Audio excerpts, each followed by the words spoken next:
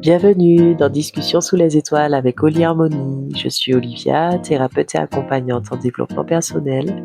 J'accompagne celles et ceux qui cherchent à mieux comprendre leurs émotions, à se libérer des poids du passé et à retrouver une harmonie intérieure.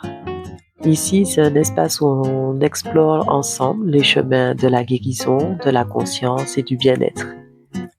On parle d'émotions, d'identité, de résilience et de libération, le tout dans une atmosphère sereine avec bienveillance et authenticité. Je t'invite donc dans mon univers sous un ciel étoilé à une conversation intime, un voyage au cœur de nos histoires, de nos émotions et de notre quête de sens. Prends un instant pour toi. Bonne écoute, tu es ici chez toi. Donc voilà, donc aujourd'hui je reçois une invitée et on va aborder ensemble le lien entre patrimoine historique et bien-être ainsi que identité en retraçant un peu ton histoire et ce voyage vers la terre-mère que tu as fait. Donc, l'histoire de la traite transatlantique a créé comme une séparation profonde entre l'Afrique et ses descendants qui sont dispersés dans les Caraïbes, en Amérique et ailleurs. Et pendant des siècles, en fait, cette rupture a été nourrie par l'esclavage, la colonisation et puis l'effacement progressif finalement des liens, que ça soit culturel ou spirituel et historique, entre les peuples afrodescendants et leur continent d'origine. Mais je trouve qu'aujourd'hui, on assiste quand même à une prise de conscience croissante, un certain désir de réappropriation identitaire, une reconnexion euh, et un besoin de compréhension de notre histoire dans toute sa complexité. Et donc, c'est dans ce contexte-là que j'ai eu envie de t'interroger, toi, en tant que, non seulement en tant que sœur, mais aussi en tant que représentante du MIR Bénin, euh, qui joue, à mon sens, un rôle assez essentiel dans cette reconnexion. Donc, voilà. Donc, je te laisse te présenter. D'accord. Olivia, merci beaucoup pour cette opportunité que tu me donnes aujourd'hui de pouvoir partager mon expérience de retour sur la terre-mère. Mm-hmm. Donc, je suis Axamia Martial. Voilà, j'ai grandi en Martinique. Et ça fait 6 ans que je suis installée au Bénin avec mon mari et avec mes enfants, mes 3 garçons. Nous avons vécu précédemment 1 an au Ghana. Donc je suis enseignante, voilà, dans une classe de maternelle depuis mon retour en Afrique. Oui. Et voilà, depuis 2020, effectivement, je suis présidente de l'association MIR Bénin, qui signifie Médiation internationale pour les réparations, sous-entendu de l'esclavage transatlantique. Ok.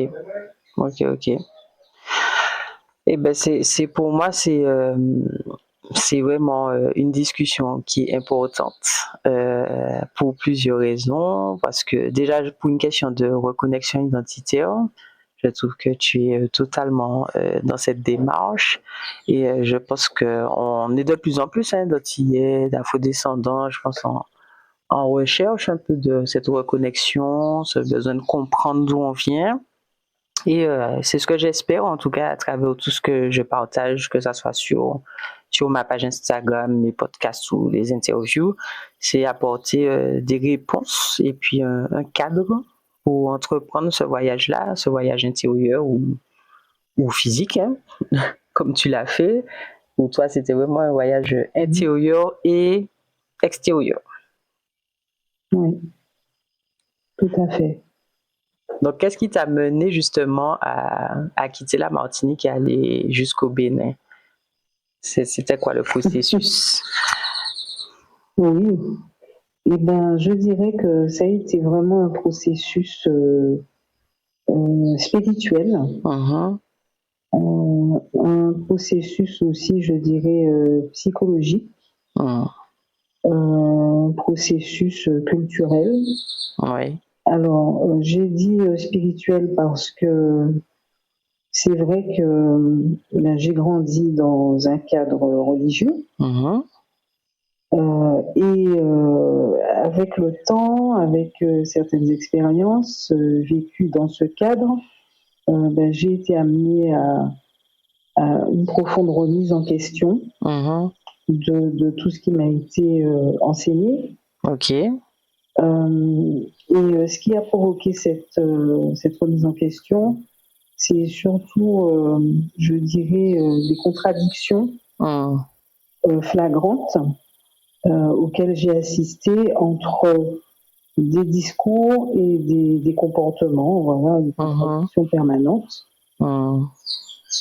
dans lesquelles je ne me retrouvais pas du tout Ok. et qui pour moi correspondaient à une incohérence. Mhm. Et ces incohérences, justement, ont fait que j'ai pris du recul. Et à travers ce recul, bon, et ben, donc mon mari et moi, nous nous sommes effectivement mis à faire des recherches, Mhm. voilà, sur l'origine des religions. Bon, voilà, et c'est vrai que quand on se met à faire des recherches, à se poser des questions, à s'ouvrir en fait, Mhm. il y a aussi des informations qui nous viennent d'une façon ou d'une autre, Mhm. soit par des personnes, soit par des messages qu'on entend, voilà, on tombe sur un livre, Oui. voilà, et c'est tout cet ensemble qui fait que euh, j'ai trouvé de nouvelles pistes, Mhm. voilà, qui répondaient à mes questions, au point où je me suis rendu compte, par exemple, hein, que Oui. les animaux auxquels on fait allusion, enfin qui sont cités dans la Bible, Mhm. voilà, voilà, donc ce sont des animaux effectivement qu'on retrouve en Afrique. Oui. Eh ben oui. Donc c'est vrai que ça a commencé un peu comme ça. Ok.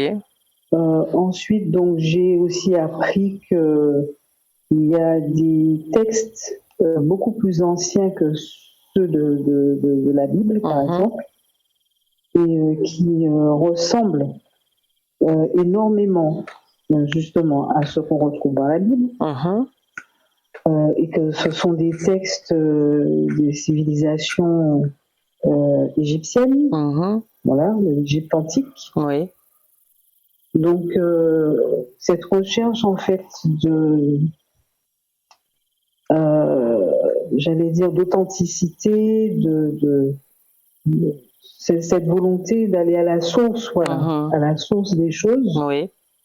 voilà, fait que au fur et à mesure, j'ai éliminé tout ce qui était plagiat, euh,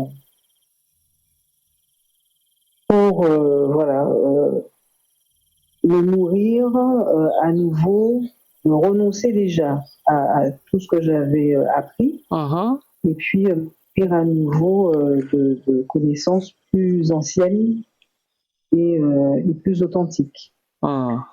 Donc voilà, donc toutes ces recherches-là ont fait que on s'est tourné effectivement vers le continent africain qui, comme vous le savez, comme tu le sais, est le berceau de l'humanité. Mhm. Oui, tout à fait. Donc, à partir du moment où on sait qu'il s'agit du berceau de l'humanité, qu'il s'agit du berceau de toute science, Mhm. voilà, autant spirituel que tout ce qui concerne par exemple l'astronomie, la médecine, les mathématiques, l'écriture, bon. À partir du moment où on sait qu'il s'agit d'une civilisation, on va dire, repère quoi, de Mhm. Oui. l'humanité, voilà, donc ça devient, pour moi, ça a été une référence. Et après, effectivement, 2-3 années de recherche assez intensive,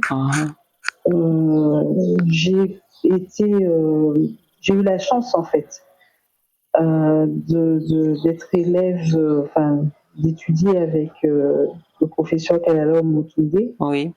dans son institut, Ok. Père Hank, en Martinique, pendant 1 an.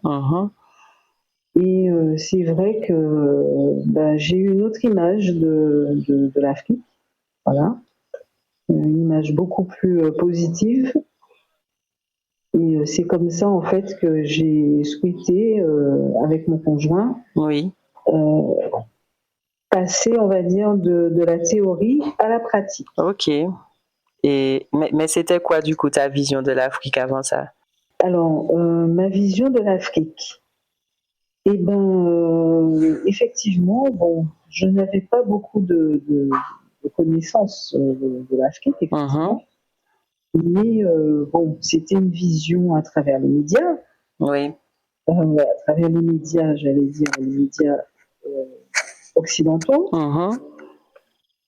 Voilà, les médias officiels. Donc, comme tu le sais, les médias, voilà, quand on montre l'Afrique, ce n'est pas forcément dans ses aspects les plus reluisants. Oui, effectivement.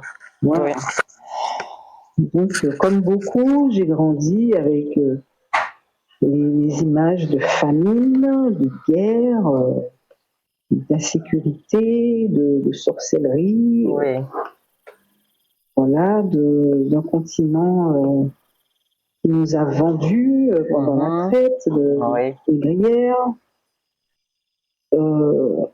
Donc, une image plutôt effrayante, négative et plutôt repoussante. Oui. Et donc, je vois que tu n'as pas fait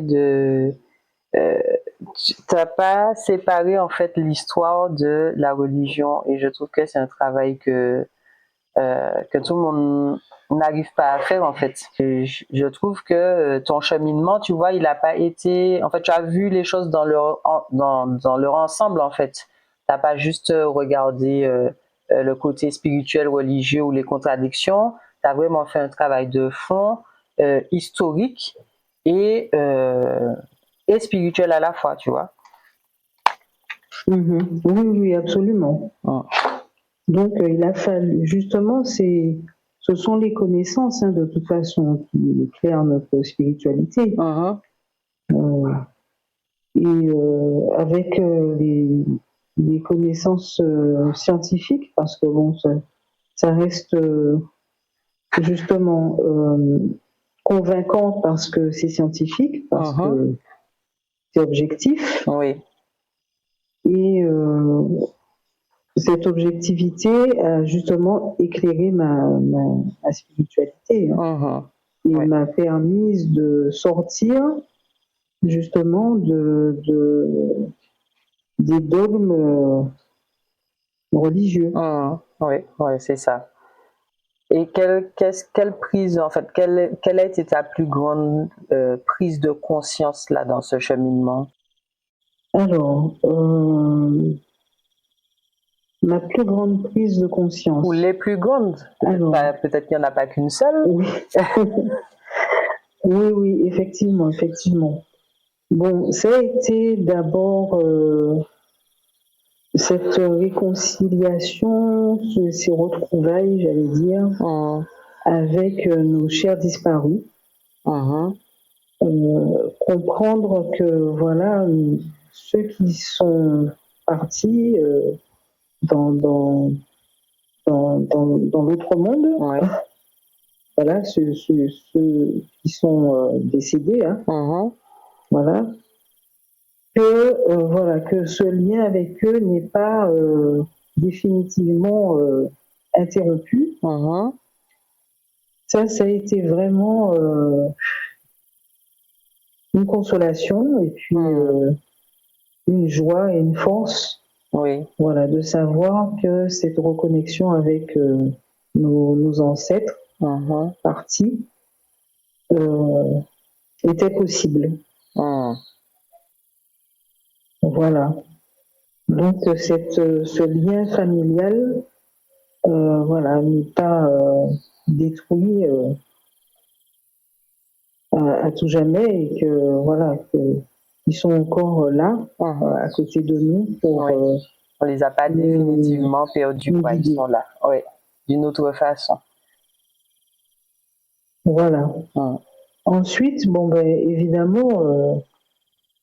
Une réconciliation aussi avec mon histoire, avec moi-même, une partie de moi-même en tout cas. Puisque, bon, je pense que quand on se sent attiré par un lieu, moi je me suis sentie attirée effectivement par le continent africain.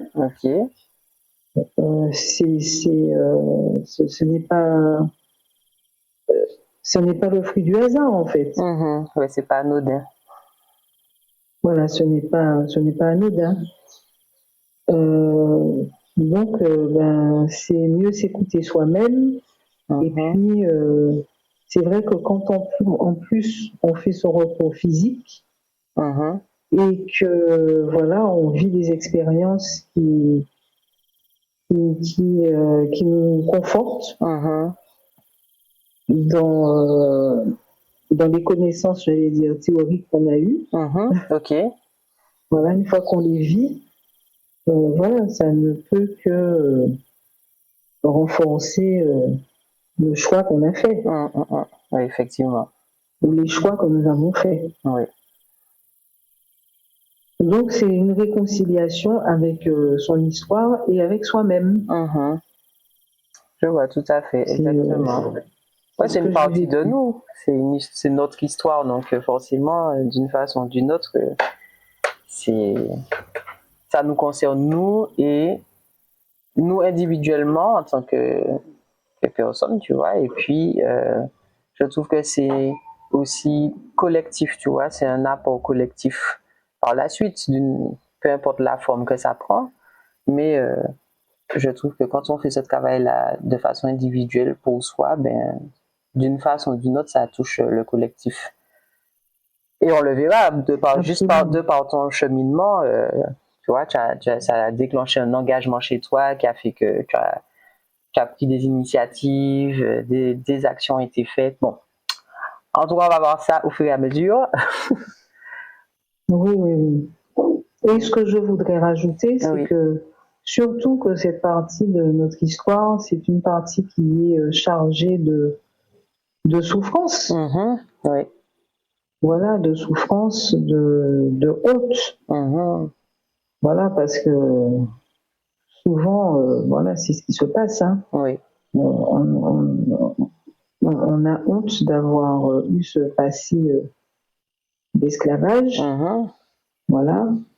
Et sans savoir pourquoi, malgré le fait que le temps soit passé, des années, des siècles soient passés, ben, aujourd'hui encore, ben, c'est comme si on ressentait encore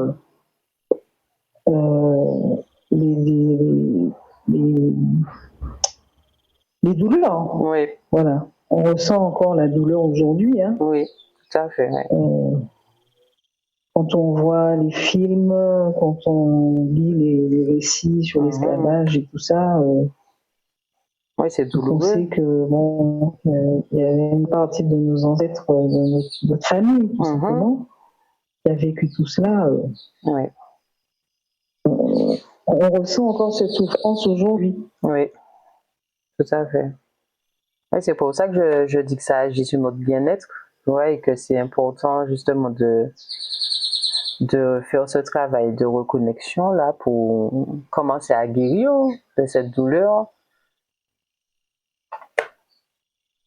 Donc pour moi, en parler. Donc déjà en faisant tomber tous ces préjugés médiatiques, tout ce qui est toutes les versions de cette histoire, toutes les versions conquées de cette histoire, voilà. Déjà en mettant ça de côté et en ayant une autre version plus positive et réaliste aussi. Oui. de ce qui s'est passé, déjà ça fait partie d'un outil, des outils dont on a besoin pour aller mieux. Oui, tout à fait, oui. C'est ça. Pour guérir des traumatismes, ne plus porter cette honte, et puis se voir d'une façon plus positive, tu vois, soi-même, parce que il y a des gens qui n'assument pas vraiment, hein. Qui n'assument pas leur noirceur, leurs origines, surtout aux Antilles. Il y en a encore beaucoup qui veulent rien avoir à faire avec l'Afrique, qui veulent laisser ça au passé. Donc, c'est ça. C'est ça, exactement. Ouais. Donc, moi, par exemple, bon, quand j'étais encore en Martinique, et j'ai entendu, j'écoutais le dimanche les émissions de Robert Saé, avec Madame, son prénom, mais son nom de famille, Madame Léotin. Oui. Ben voilà, ce sont des versions de notre histoire tellement plus glorieuses. Voilà, le simple fait de savoir, par exemple, que l'abolition de l'esclavage a été le fruit de nos révoltes, de nos résistances, hein, que ce n'est pas un beau matin que M. Victor Schellcher s'est levé, qu'il a eu pitié de tous ces pauvres Africains réduits en esclavage, et qui a décidé d'abolir l'esclavage comme ça du jour au lendemain. Oui. Donc le simple fait de savoir que ça a été le fruit de notre combat, cette liberté a été le fruit de nos combats, de nos luttes, de nos résistances, rien que ça déjà, ça donne une autre version de soi-même. Exact, oui, tout à fait, oui. De ce que nous sommes réellement. Donc cette résilience, justement, nous permet de nous voir autrement. Cette résilience de nos ancêtres nous permet, à travers ce qu'ils ont véritablement été, ça permet aussi de nous voir autrement en tant que descendants, justement. Oui, exactement. Et on ne souligne pas, en fait, on sous-estime vraiment l'effet que ça a d'entretenir ce genre de discours et de dire qu'on nous a donné la liberté, voilà quoi, que ça a été un cadeau. On sous-estime vraiment les effets de cette façon de présenter l'histoire sur notre estime de nous-mêmes, sur notre amour propre, et puis sur notre capacité aussi, sur nos capacités, notre valeur, tu vois. Je trouve que bon, tout à fait. Ben moi, hein, j'avais une image c'était un peu péjorative, quoi, de mes origines. Et ça me mettait mal à l'aise, en fait, d'y penser, de me dire qu'on était là, soumis, qu'il y a eu aucune révolte, aucune résistance, enfin, une passivité, enfin, moi, je comprenais pas. Hein. Pour moi, ça sonne un peu faux, et ouais, c'est pas agréable, quoi. Absolument. Non, mais en fait, c'est une façon de perpétuer la chosification de l'homme noir. Voilà, nous sommes des choses, des objets, donc les objets subissent les événements, on peut les maltraiter. Ouais, c'est ça. Ils sont là, ils attendent qu'on les mette là, qu'on les déplace par-ci, par-là. Dans une passivité, voilà. C'est ça. Et moi, je dis que remettre en valeur justement les résistances des peuples noirs à travers le monde, remettre en valeur ces résistances, c'est justement remettre aussi en valeur notre dignité humaine. Oui. C'est ça. C'est nous humaniser, quoi. Reconnaître en fait que voilà, que nous sommes des humains. Exact, c'est ça. Parce qu'il y a eu tout un travail préalable au niveau des sociétés intellectuelles en France qui étudiait les crânes soi-disant des Noirs par rapport à ceux des Blancs, qui disaient qu'on était inférieurs. Ils ont essayé vraiment d'objectiver, de rationaliser c'est ça. Voilà, notre prétendue animalité, infériorité, c'est ça. Ouais. Et c'est fort de tout ça, comme il s'agissait quand même d'élites, d'intellectuels, donc c'est ce qui a aussi soi-disant justifié et légalisé la mise en esclavage des peuples noirs. Oui, tout à fait. Puisqu'ils n'ont pas d'âme. C'est ça. Voilà, ce sont des choses. Ils ne souffrent pas, ils ne peuvent pas lutter, ils ne peuvent pas résister. Donc, allons-y gaiement. Oui, c'est ça, sans culpabilité. Tout ça pour se décharger des responsabilités, de leurs responsabilités, et puis de justifier l'injustifiable. Tout à fait. Inacceptable. C'est ça. C'est ça. Et jusqu'à maintenant, encore, on en paie les conséquences. Et en plus, il ne faut pas qu'on se plaigne. Lorsqu'on en parle, voilà, on en parle trop, il faut passer à autre chose. Mais bon, je sais pas, en fait, je me demande comment on peut tourner la page, aller de l'avant. C'est ça. Je vois pas comment on peut tourner de la page tout en vivant encore des injustices liées à ça, tu vois. C'est pas possible. On peut pas nous demander de nous taire alors qu'on n'est toujours pas respecté. On peut pas. En tout cas. Mais ouais. Donc voilà, donc c'est tout ceci en fait qui t'a mené à t'engager de cette façon. Déjà toi personnellement, spirituellement, historiquement, tu as fait la démarche de retourner et du coup de t'engager dans cette association. Et oui. Justement, quelles sont les missions principales du MIAN Bénin? Alors, les missions principales, c'est déjà de défendre le droit au retour des afrodescendants en terre africaine. Ok. C'est vraiment une question de droit. C'est pas qu'on demande, voilà, on est là en train de supplier. Non, c'est un droit. On a droit au retour. Et même au niveau de l'ONU, de la communauté internationale, il est clairement stipulé dans le cadre du droit international que toute personne qui a été dans le cadre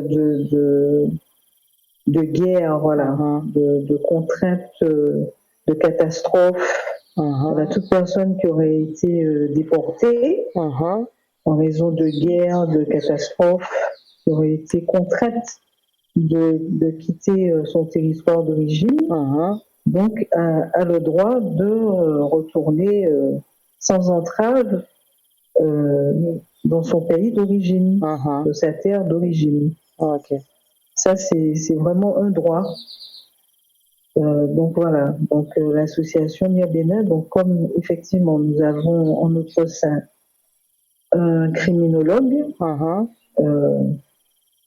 juriste criminologue, donc qui a justement fait, qui a présenté une soutenance, voilà, sur la réparabilité du crime de l'esclavage transatlantique.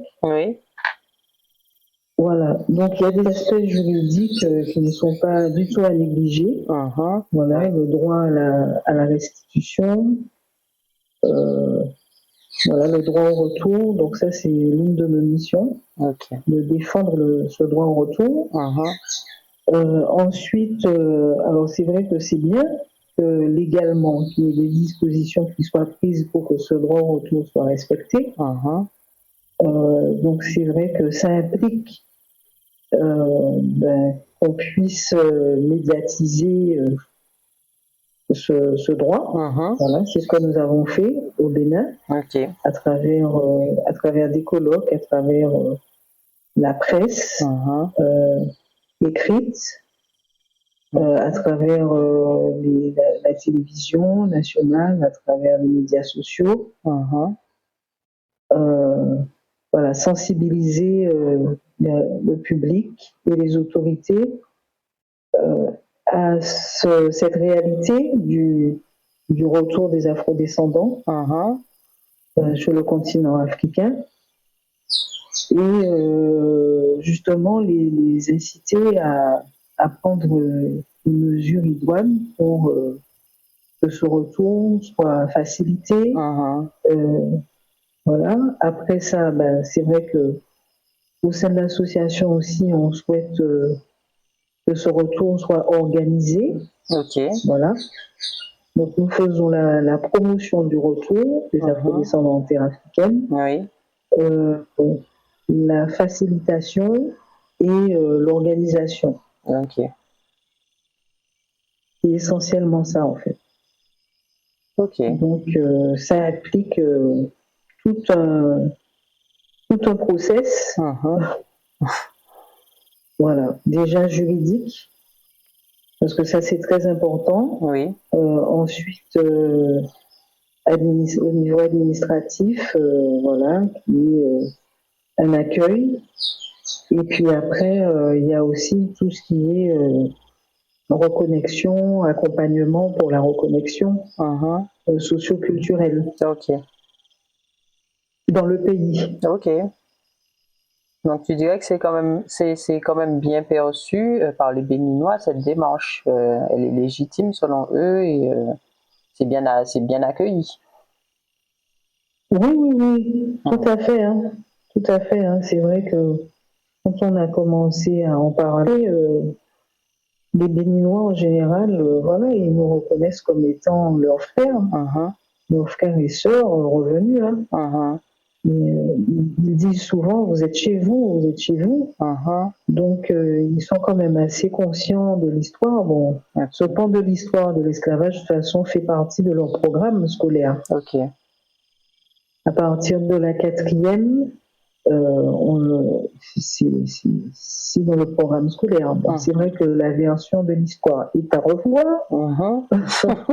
mais ils sont quand même conscients, voilà, que un pan de la population a été déporté dans la Caraïbe, dans les Amériques. Donc, quand on dit qu'on vient de la Martinique, des Antilles, tout ça, en général, ils savent qu'on a un lien. Oui. Et pour eux, c'est tout à fait légitime qu'on ait certains droits, certaines facilités, et qu'il y ait un accueil particulier qui nous soit réservé. Alors, l'autre difficulté, c'est que justement par rapport à cette dimension de l'histoire qui dit que oui, les Africains ont vendu les leurs lors de la traite, ils ont aussi cette version de l'histoire en général. D'accord. Et ce qui fait que nous, quand ils nous voient, souvent, en fait, c'est comme si un peu ils avaient peur. Ils ont peur parce qu'ils se sentent coupables. Voilà, ils se sentent coupables et ils ont peur qu'on revienne en fait avec un esprit de vengeance. Oui, ok. Je vois. Ok, c'est bien d'avoir leur point de vue aussi sur. Je trouve que c'est quelque chose qui manque en fait, leur point de vue à eux en fait, parce que finalement on a toujours eu des versions très occidentalisées des choses. Voilà, on n'a pas notre histoire écrite par nous-mêmes pour nous-mêmes. C'est encore récent et c'est pas encore bien ancré chez tout le monde. Voilà.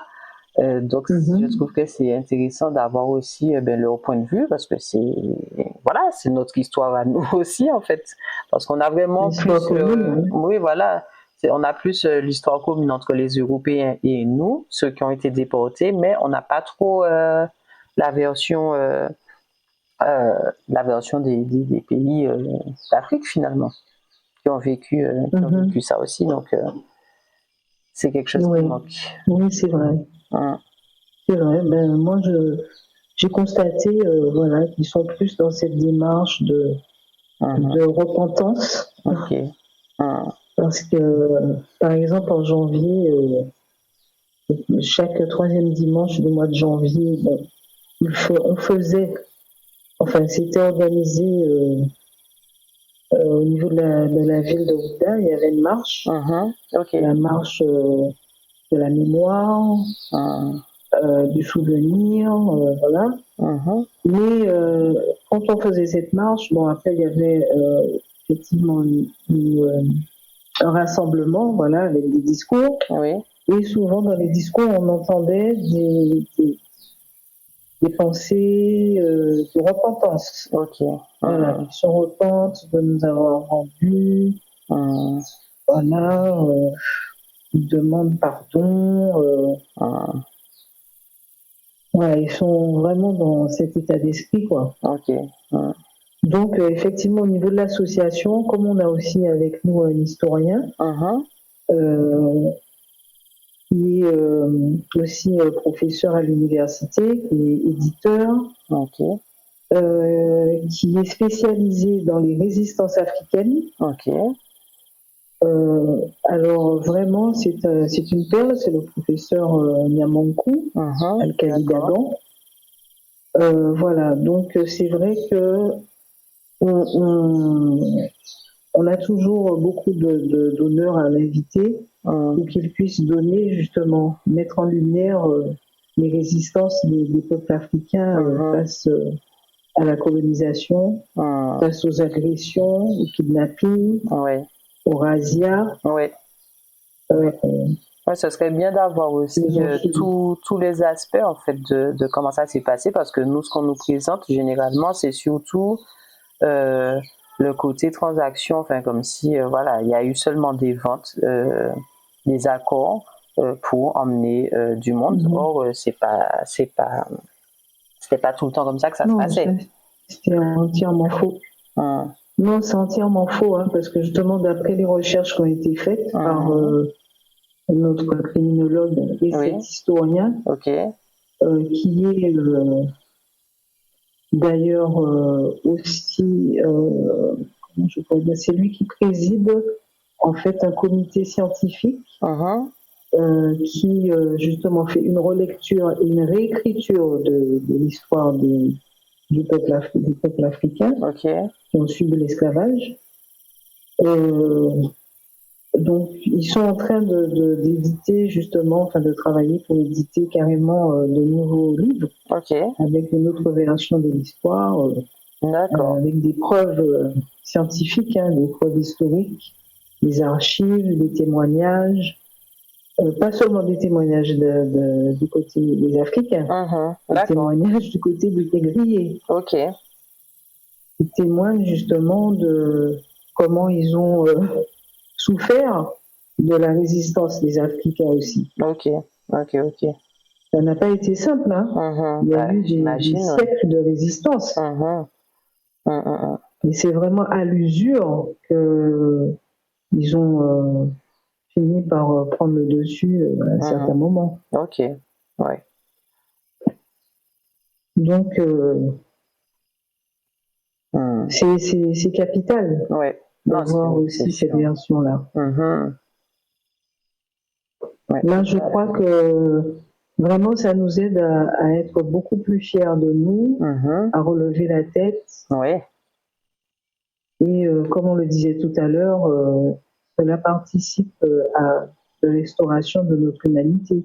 Et de notre dignité. Tout à fait, Et puis je trouve aussi que ça participe à la construction de ponts entre l'Afrique et sa diaspora, parce qu'on est un peu divisé à cause de cette version de l'histoire.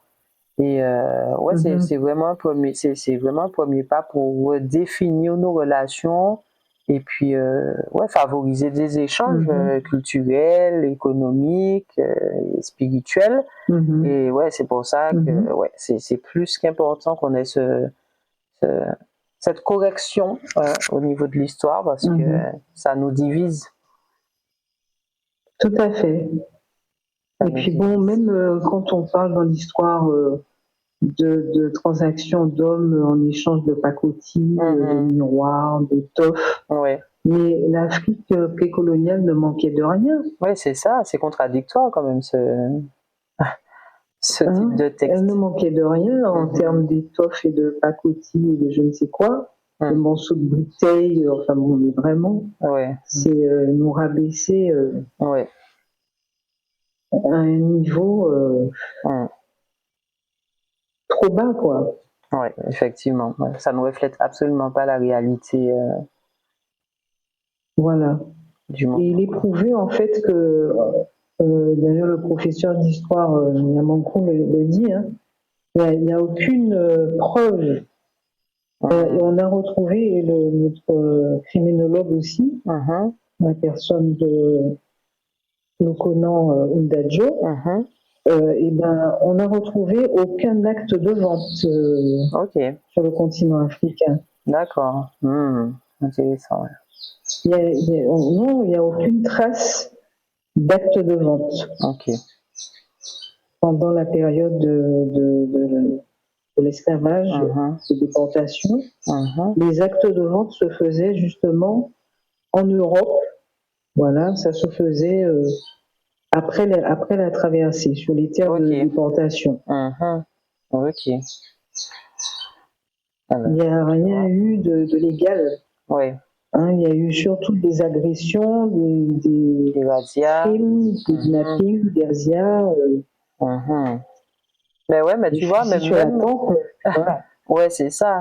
Mais même quand il parle de razzia, etc., je trouve que, tu vois, par exemple, quand j'ai visité le musée de l'histoire de la Martinique, là, j'en parle dans mon podcast, où il présente toujours, en fait, même les personnes comment dire, les personnes qui viennent kidnapper, ils ont montré, il y a des tableaux de scènes de razzia, un village qui est attaqué, mais c'est toujours par des personnes noires, tu vois. C'est toujours des représentations d'Africains entre eux-mêmes qui s'attaquent, qui s'enchaînent et qui se trahissent, quoi, en gros.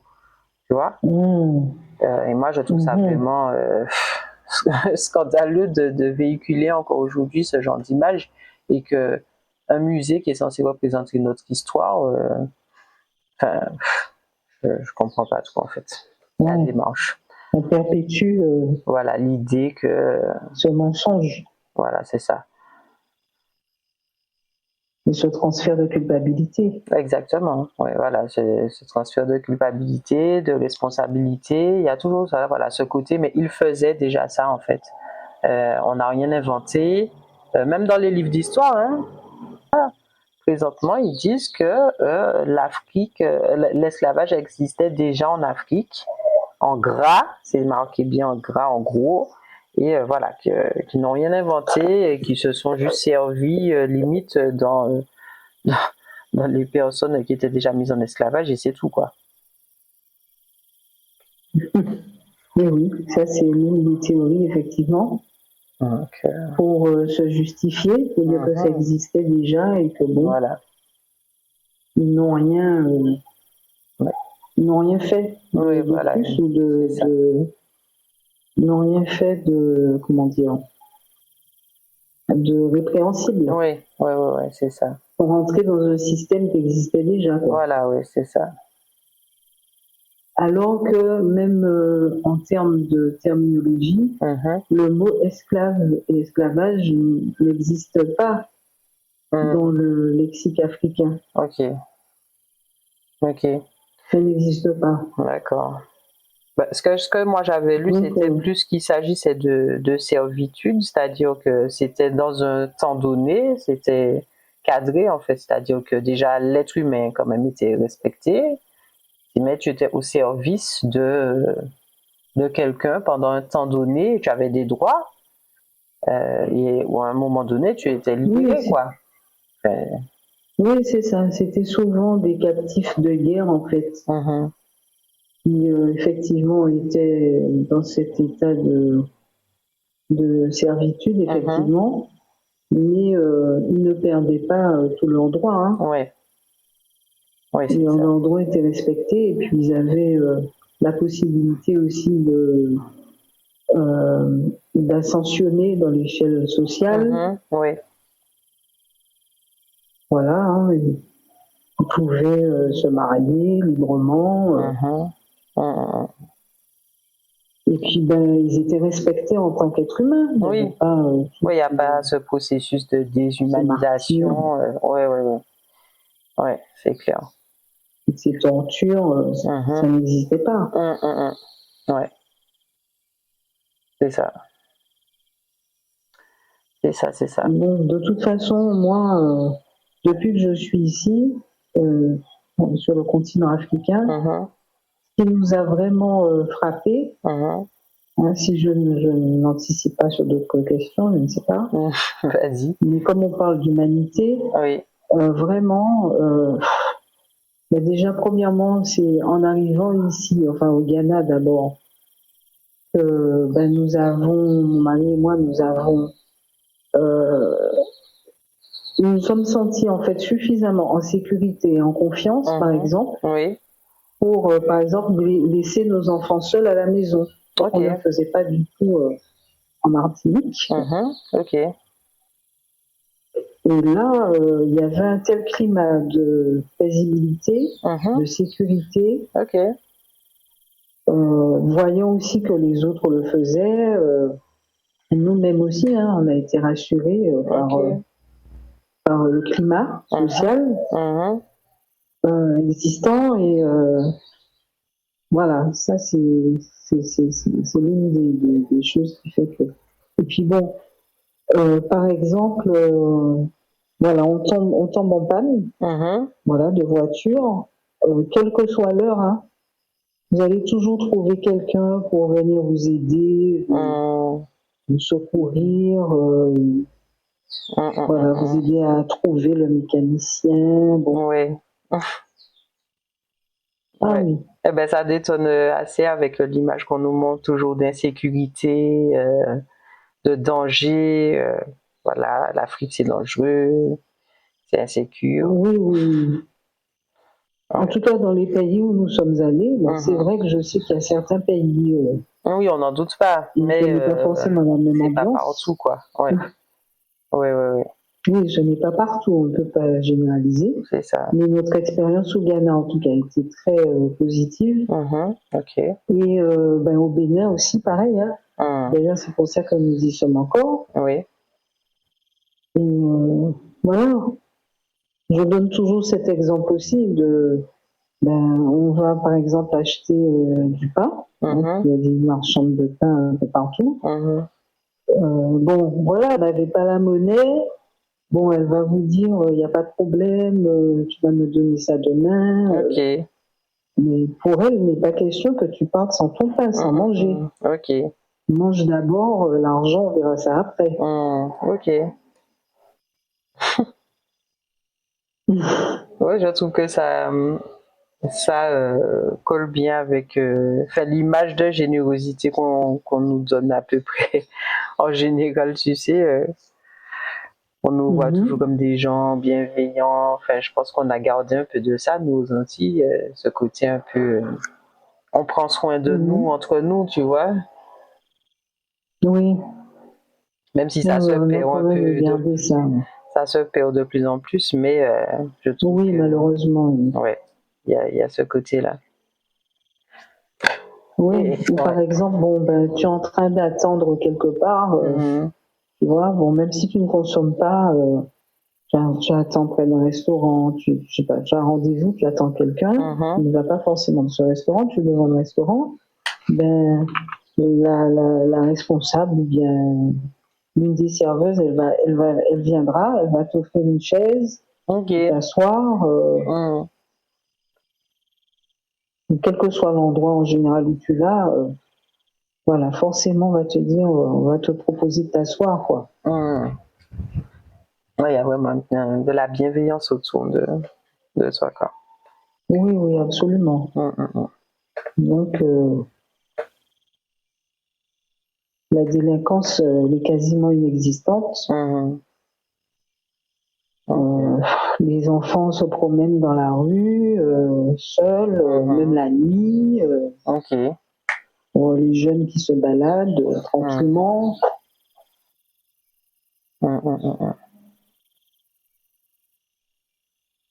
Ah, c'est bon Il y a à des savoir. policiers à chaque coin de rue.